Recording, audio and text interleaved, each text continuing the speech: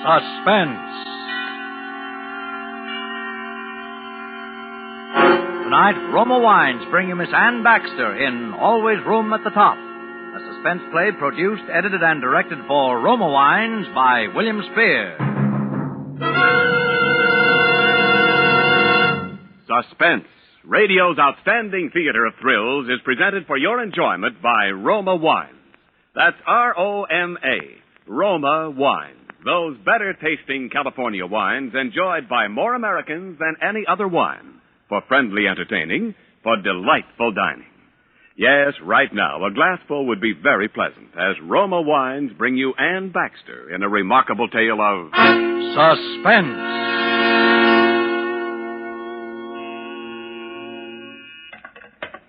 Reception. Yes, she is, Miss Thornton. Very well, Miss Thornton. I'll have her come in. Miss Brandt. Yes? Miss Thornton will see you now. Large corner office at the end of the hall. Thank you. Jean Thornton was a tall, square-shouldered blonde with high cheekbones and a good figure, and nervous as a cat. More than that. I hadn't been in her office 5 minutes before I knew that she was afraid of something. Her boss, the responsibilities of her job, something. I couldn't understand it. She was art director of William J. Farrell & Company, one of the best advertising agencies in town. She had everything I wanted, professionally and a couple of other ways. And yet she was afraid. I couldn't understand it. Then? Yes, these are quite good. Quite good, Miss... Brandt. Helen Brandt. Yes, Miss Brandt. Quite good. But, cigarette. Thanks. Oh, how cute. Silly thing. Mr. Farrell sent it to me from Mexico. Where else in the world would anybody have the patience to sit down and put together a musical cigarette case? But, as I was saying... what was I saying? Oh, yes. Yes, these are really very good layouts, Miss Brandt. I like them. But I don't quite see how we can use you just now. You said that before, Miss Thornton. Yes, so I did. Well... Look, Miss Thornton, I don't need the job. I'm not one of those desperate people that's come in to cry on your shoulder. I have a job at Maxfield and Ellis. But they're stupid there. I'm not getting any place. In a firm like this, where people have imagination, you have a chance. That's all I want, a chance. So do a lot of other people, Miss Brandt. Well, I'm not a lot of other people. I think I've got ability, and you know it. Commercial ability. I think I could be professional. Yes. Well, if there's an opening, we'll get in touch with you. You'll get in touch. I know what that means. I've been given the brush off by experts. That will be all, Miss Brandt. But I'm sick of being brushed off.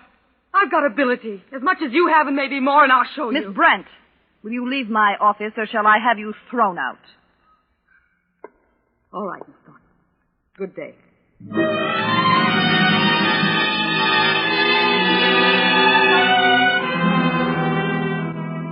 Of course, that would be the last time I'd ever lay eyes on Jean Thornton. That's what I thought.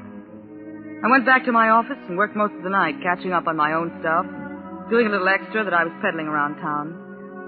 I was standing on the sidewalk, kidding with a night elevator man, while I waited for a cab, and looking up at the tower against the early morning sky.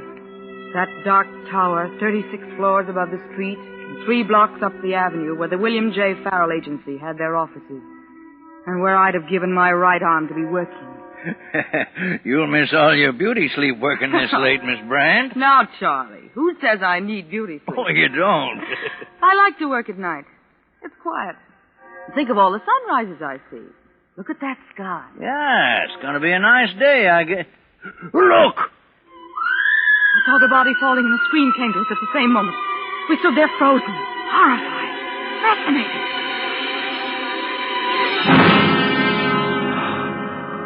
Oh, Lord. I wish I hadn't seen that. Charlie, that was someone from the Farrell Agency. Whoever it was, poor devil. A woman. Oh, wait, Miss Brandt. I wouldn't go up there. Miss Brandt.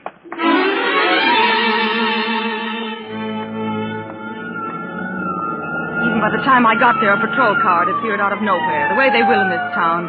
And the usual crowd of early birds and night owls standing around gawking. They were trying to cover it up with a blanket. All right, stand back there. Who is it? You know? You couldn't tell anyway. A woman. I wanted to look, but I couldn't. A cop was picking up stuff that had rolled out of a handbag into the street, going through it methodically, opening things up. And then I heard it, and I didn't have to look. I knew.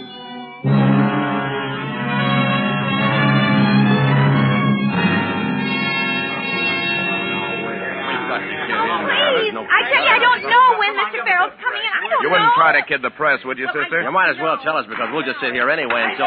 Hey, there he is now. Mr. Farrell, I'm from the news. I'd like to know if... Please, I can't tell you anything now. Mr. Farrell, I'm Helen Brandt. Mr. Farrell, my people would like to know if Miss Thornton had been... Get out of that door now, please. Please, get out of here, all of you. Get out. I told you I can't talk to any reporters. Now, give me a few I'm not a minutes. reporter, Mr. Farrell. I'm Helen Brandt. I'm art director of a small advertising agency, but I've got some samples here. Mr. Farrell, please, just look at these. You're going to have a new art director. What did you say? Sure, you're shocked. But it can't hurt her. And I've been trying to see you for months, and now you're on a spot, and if you just look... Take those things out of my face and get out of here. Just look at them first. That's all I ask. All I ask is that you... Well. And, this one, for Parker's shoes. I followed Miss Thornton's general ideas, but I've added, well, that. Mm-hmm. They're good, Mr. Farrell. And if you say they aren't... All right.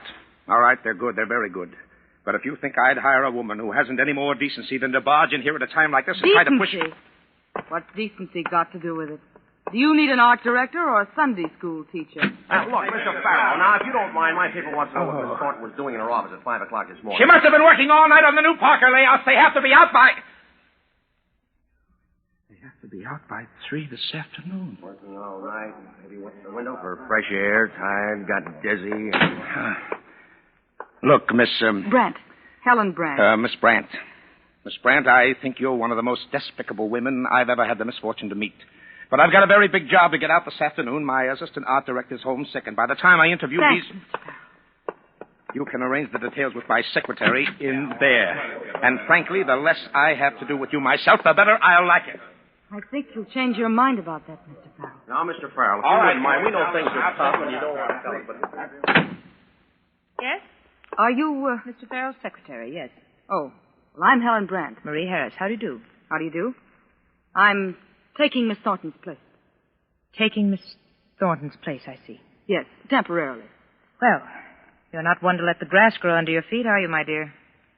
Mr. Farrell said I could arrange the details with you. To be sure. I expect you'd better make out one of our regular employment forms. Oh, thank you. Temporarily, you said.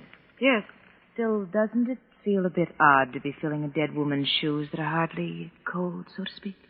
I don't see anything so odd about it, Miss Harris. Somebody would have to. No, of course you wouldn't. By previous experience, does it mean just in the advertising business? Any experience that might be applicable. It has occurred to you, I suppose, Miss Brandt, that when someone like Miss Thornton is cut off in mid-career, so to speak, there's usually a reason for it? They say it was an accident. An accident, do they? Oh, will this be all right, Miss Harris? Yes, that'll do. Of course, there's always the possibility of suicide. I suppose you thought of that. I suppose it might have been. Will you show me my office, please? Certainly, this way. You might as well have the dead woman's, that is, Miss Thornton's office. And, of course, there is another possibility. Isn't there? What other possibility? The possibility of murder. Murder? Why, yes. Here's your office, Miss Brandt. If you need anything, just call me. I want to make you as comfortable as possible under the circumstances.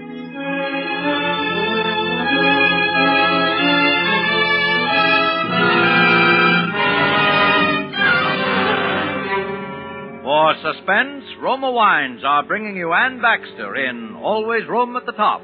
Roma Wines' presentation tonight in radio's outstanding theater of thrills, Suspense.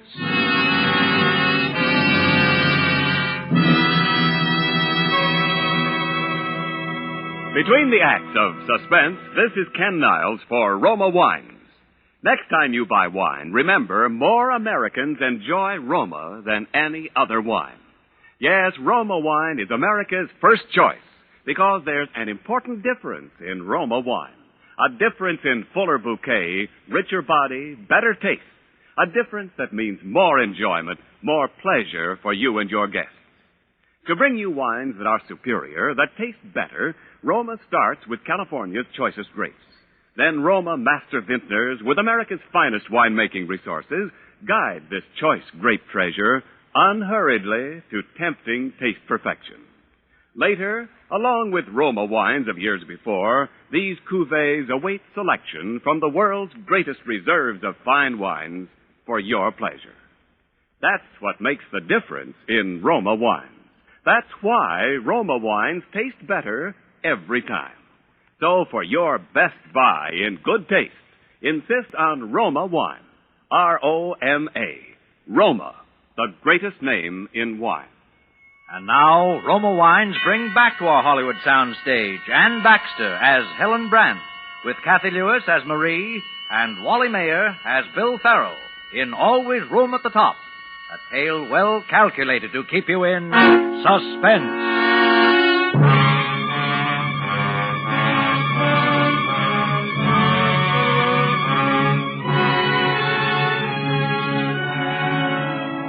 I'd met Marie Harris's type before.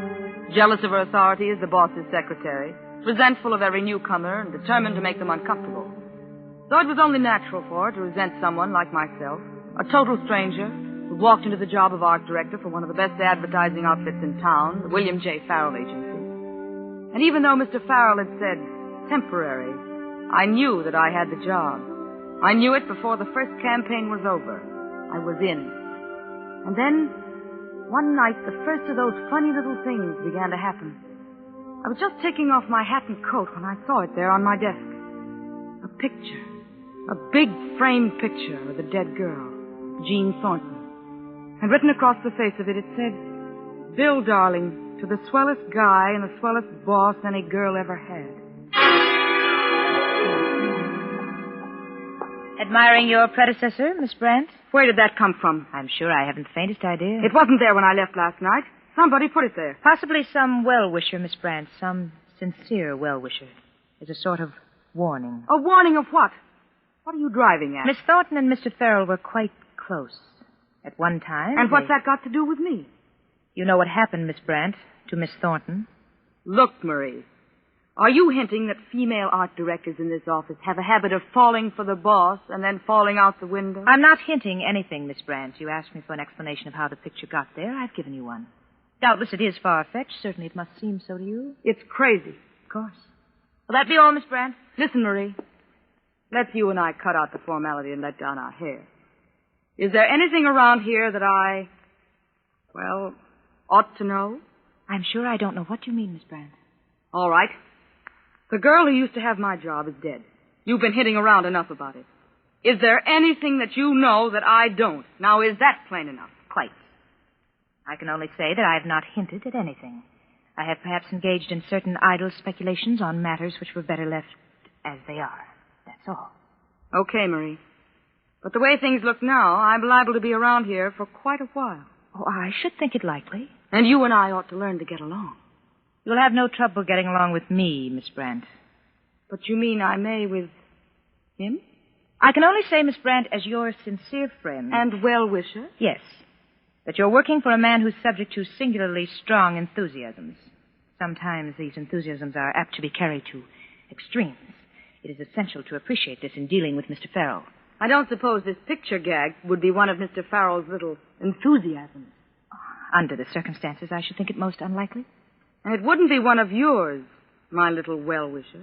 No, Miss Brandt, it would not.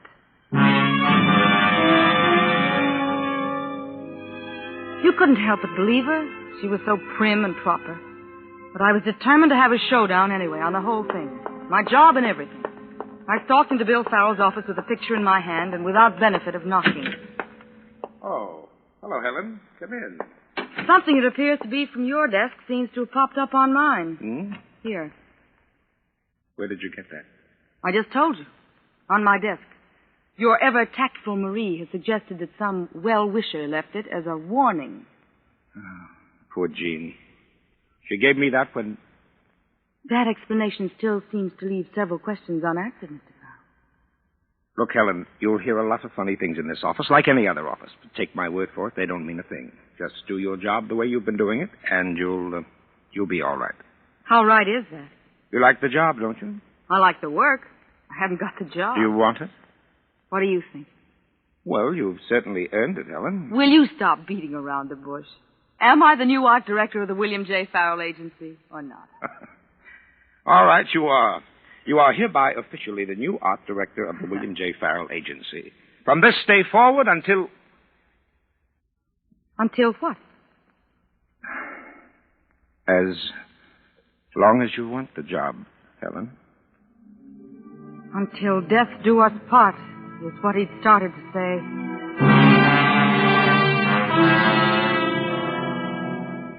I forgot it, though. I forgot it almost the moment he said it. For the next 24 hours, I was walking on air. It wasn't just a job. It was something even better. I knew Bill Farrell was falling in love with me. I knew that was just a matter of time, too.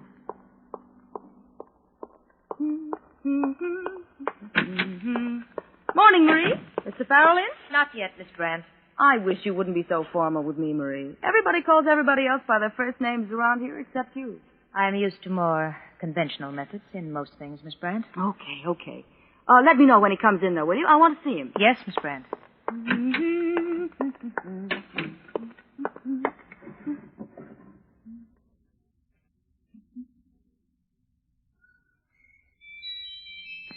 Hello, Bill, darling.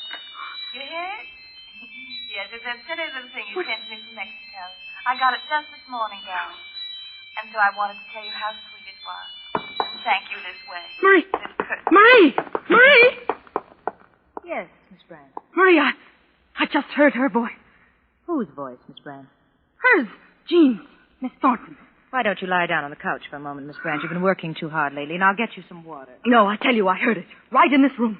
In this room? Yes, I know it was because there was that music box, too. That cigarette case of hers. Oh, yes, I remember. So do I. Because the last time I heard it was down there when they were picking up the things. There's no one here now, Miss Brandt. No one but you and me.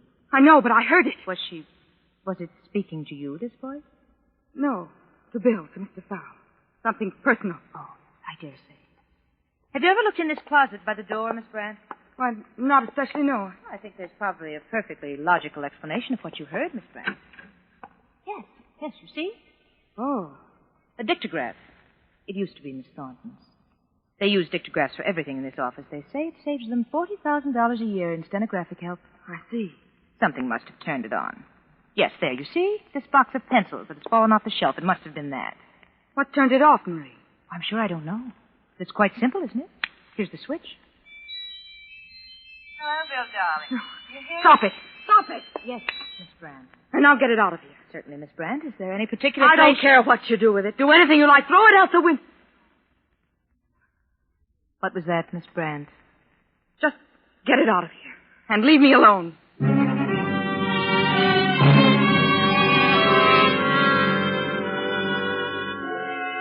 It's silly, I know that. It could have happened that way. It must have, just as Marie said. And all the time in the back of my mind was a lurking horror. A nameless thing that I felt hanging over that office and over me. Something about a girl who was dead. A girl who had plunged to her death from that same dark tower that was now my dark tower. Plunged screaming to her death only a few short weeks ago. The next night, I had to work late again to make up. I'd been out to supper, alone. I was conscious of the light still burning in Bill's office when I got back. I wasn't particularly anxious to see him just then. To be truthful, I was avoiding him, I suppose. I'd been in my office about an hour and a half when the phone rang. I thought it was strange because I was certain that I'd asked to have my night line disconnected. Out of habit, I picked it up to answer. Hello, Bill. Bill, is that you? Bill. Bill! What, Helen? What is it? Oh, Bill. Helen, darling. Here, tell me. Baby, what is it? What's happened? I heard her. Again. Heard who, dear? Jean Thornton. Jean. Yes, on the telephone. I know it was. I swear it... But, darling, it couldn't have been. Oh, Bill, I think I'm going mad. Oh, Helen, darling, listen to me. The picture, the dictograph. All right. But this... Helen, look at me. Yes, Bill. I love you, Helen. You know that, don't you? Yes. Oh, yes, darling, I do. I'm afraid. But there's nothing to be afraid of, darling. No, not that. I'm afraid because now I know that you're afraid. I am? Yes. You are, aren't you?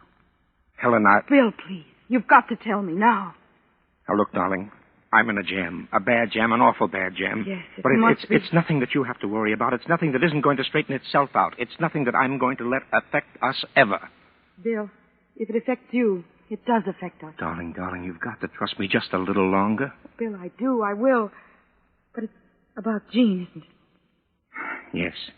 Yes, it's about Jean. And it was. She didn't just fall. It was a terrible thing, Helen. Terrible, about as terrible as it could be. But, Helen, just remember this, darling. There's nothing to be afraid of. It'll all be over soon, very soon. Is that all? All you can tell me? It's all I can tell you now. Oh, darling, I know what this is like for you, but please go home now and forget all about How it. can I forget about it? Well, try anyway. I've got some things to finish up here, and then I'll call for you, and we'll start making our plans. Oh, you will marry me, won't you, Helen? Oh, Bill. Yes. Then everything's all right.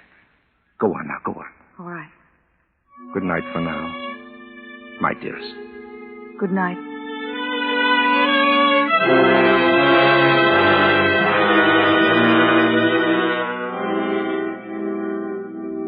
I went out. I didn't go home. I couldn't. I walked for miles, trying to think. But nothing made any sense, except that I was in love and in an agony of fear for what might happen to spoil it. And suddenly I realized that I had to know everything, now, tonight, whatever it was. So I went back to the office. Bill's light was still on, and I was just at the door when I stopped. You're insane, crazy. Suppose somebody saw you and recognized you. sent me a message. I did not. I gave no message to no one. Why do you lie to me like that? I'm not going to. Then I heard it. I threw open the door, and she was standing there. Jean Thornton. A woman who was dead.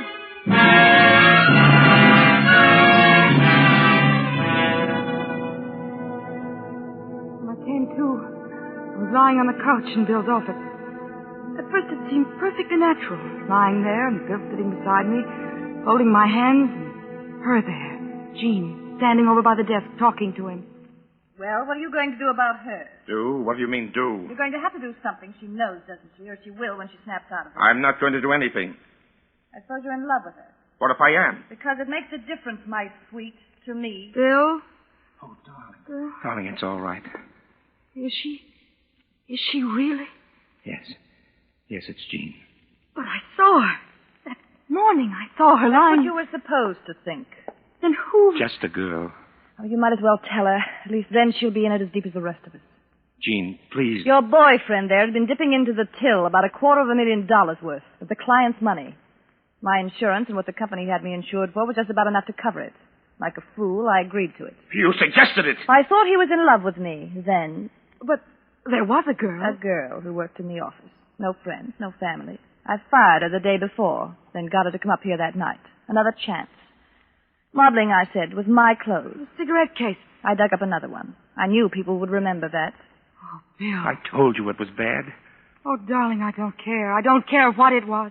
As long as... I think you'd better let me take charge of things now, Mr. Farrell. Marie. Please don't move. I'm quite prepared to shoot if I have to. Marie, this is insane. Is it? It's a shakedown. What do you want, Marie? Quite a lot, I'm afraid, Mr. Farrell. And how do you expect to get it? It's your word against ours, three of us. You forget, Miss Thornton, that you are legally dead. As for the rest, do you remember, Miss Brandt, that I said we used dictographs for practically everything in this office? It was you that... I tried my best to warn you, Miss Brandt. I'm truly sorry for you. Listen. You might as well tell her. At least then she'll be in as deep as the rest of us. Jean, please. Your boyfriend there has been dipping into the till about $250,000 worth of the client's money. My insurance. There is more, of course, but I'm sure that will suffice. Now, Miss Thornton, I think you and I had better have a little talk alone. What do you want us to do, Marie? I'll come to you later, Mr. Farrell. For the moment, I must ask you to step into the conference room behind you. You too, Miss Brandt. Marie. Please, Mr. Farrell, not now.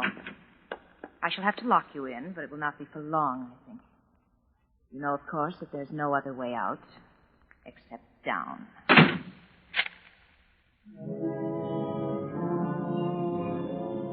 We stood there, huddled together by the locked door, but we could hear nothing. Until there was a sound like a window being opened, and then... Marie! Marie! Marie! Marie! Take him out now. What have you done to her? Miss Thornton has, shall we say, taken the easy way out. You mean you forced her? Very well, if you prefer. I'm sure it can make little difference now. You, Miss Brandt, I take it, are in love with Mr. Farrell, in spite of my warnings. Yes. Then I'm sure I can count on your silence, knowing the results to Mr. Farrell if you were to break it. Yes, anything. But I'm afraid your marital plans will have to wait. What do you mean? I think it's best this way for my own protection. Of course, if anything were to happen to Mr. Farrell, This way, everything would come to me. What would? How? The firm and the money. You see, Miss Brandt, Mr. Farrell is going to marry me.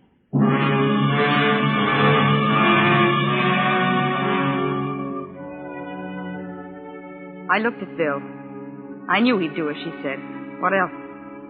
I turned and left the room without speaking. In my own office, I found the little automatic where lately I'd always kept it. When I came back, Bill was staring out the window, and Marie was making up her face from a little compact. They didn't even glance in my direction.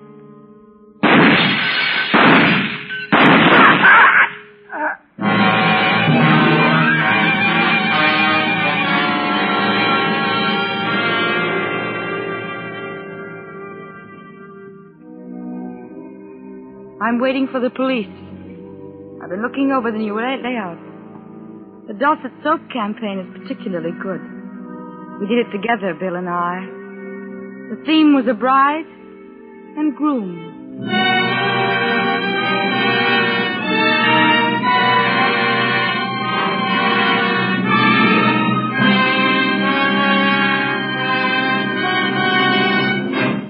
Suspense. Presented by Roma Wines, R-O-M-A, Roma, America's favorite wine. This is Ken Niles bringing back to our Suspense audience the lovely, talented star of tonight's play, Ann Baxter. Ann, you did a marvelous job. We're sorry you weren't cast as a sweet young thing tonight, but then most of our Suspense characters are pretty rugged, you know. Well, I can't be the sweet young thing all the time, Mr. Niles. Well, bad or good, to show you how we feel about you, Ann, here's a gift basket of Roma wines with the compliments of your host tonight, Roma Wine. Thank you, Ken. And Roma, too.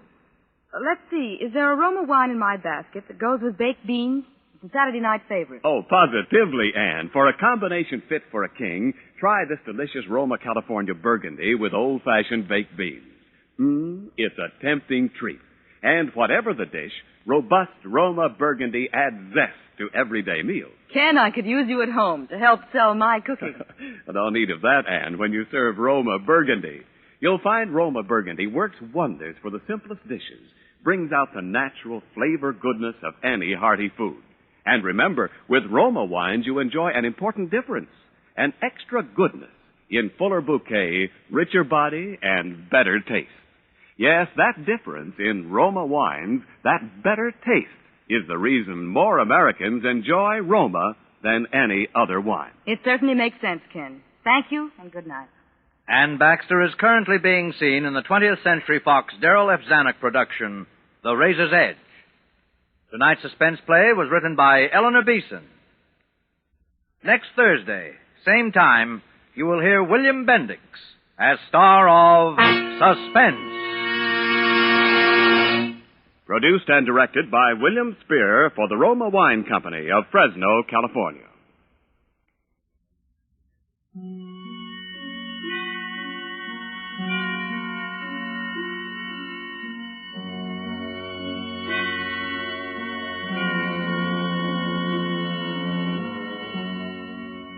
Until next week, enjoy more suspense thrills as compiled in Suspense Magazine. In the coming weeks, Suspense will present such stars as James Stewart, Eddie Bracken, Howard Da Silva, and others. Make it a point to listen each Thursday to Suspense, radio's outstanding theater of thrills.